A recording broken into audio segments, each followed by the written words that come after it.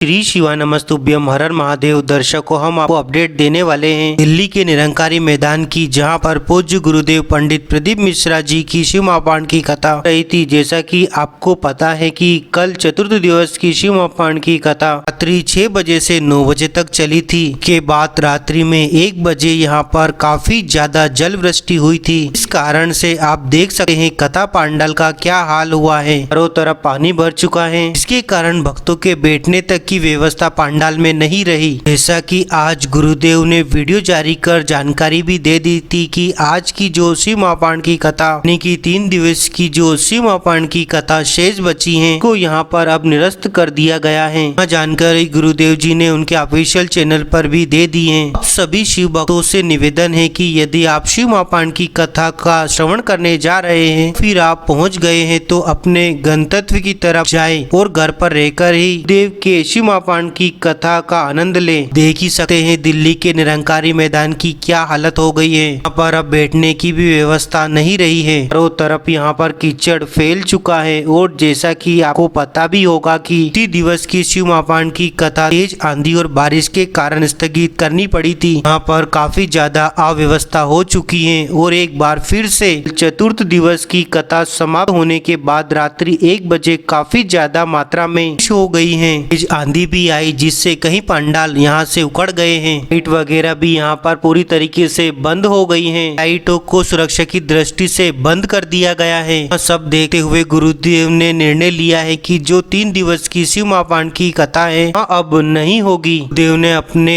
Official channel पर बताया है कि जो भी शिव भक्त निरंकारी मैदान श्रवण करने के लिए रुका हुआ है वे अपने गंतव्य की तरफ लौट जाए। देख सकते हैं कि कथा पंडाल में कुछ शिव भक्त बैठे हुए हैं जो इसका इंतजार कर रहे हैं कि गुरु जी की शिव महापाण की कथा होगी, लेकिन अब यहाँ शिव महापाण की कथा पूरी तरीके से निरस्त कर दी गई है। यह एक बहुत ही दुखद सूचना है जिससे सभी शिव भक्तों को बहुत ही दुख हुआ है। सभी निराश है। कुछ शिव भक्त अपने गंतव्य की तरफ जा रहे हैं। बजे बहुत ही ज्यादा बारिश हुई जिससे यहाँ पर पंडाल के चारों तरफ पानी भर चुका है। पाल लगे हुए डोम पूरी तरीके से टूटकर नीचे गिर गए हैं। बड़े डोम है उसके आसपास और अंदर भी पूरी तरीके से पानी भर गया है। अधिक जल वृष्टि हो जाने के कारण पंडाल पूरी तरीके से अस्त व्यस्त हो गया है। के बावजूद भी कुछ ऐसे शिव भक्त हैं जो अपनी सेवाएं यहाँ पर दे रहे हैं। सेवाओं के रूप में यहाँ पर चाय और पानी की व्यवस्थाएं की गई हैं। भक्तों के बैठने के लिए जो कारपेट और मेट बिछाई थी वहाँ भी पूरी तरीके से गीली हो गई है। को पता ही होगा कि कुछ शिव भक्त जो कथा का श्रवण करने के लिए आते हैं वे अपने साथ बिछाने के लिए कुछ न कुछ साधन लेकर जरूर आते हैं। के बिछाने का साधन भी पूरी तरीके से गीला हो गया है। जो भी शिव भक्त कथा पंडाल में बैठकर यहाँ सोच रहे हैं कि अब यहाँ पर कथा होगी तो हम आपको बता दें कि गुरु जी ने यह कथा पूरी तरीके से निरस्त कर दी गई है।